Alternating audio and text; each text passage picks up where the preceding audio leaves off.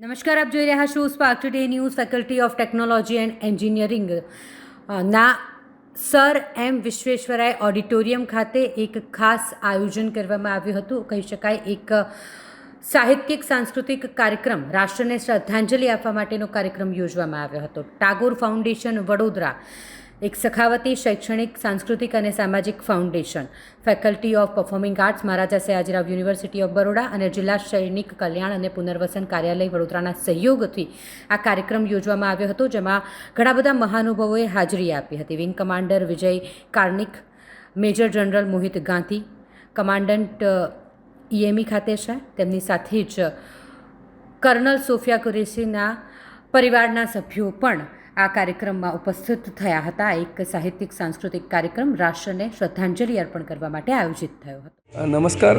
Tagore foundation Vadodara, જે ઘણા વર્ષોથી ટેગોરજીની યાદમાં આ નેશનલ બિલ્ડિંગ માટેનો કાર્યક્રમ કરે છે.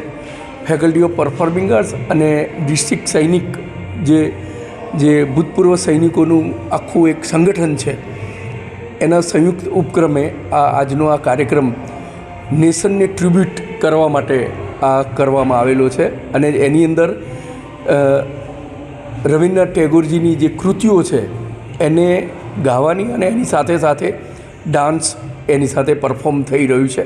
અને જે આ ફાઉન્ડેશનના જેટલા મેમ્બર્સ છે એ બધા જ લોકો આજે અહીંયા આ નૃત્ય નાટિકામાં અને ટેગોરજીના ગીતોને અહીંયા યાદ કરવાના છે. આ કાર્યક્રમ આજે અહીંયા યોજાયો.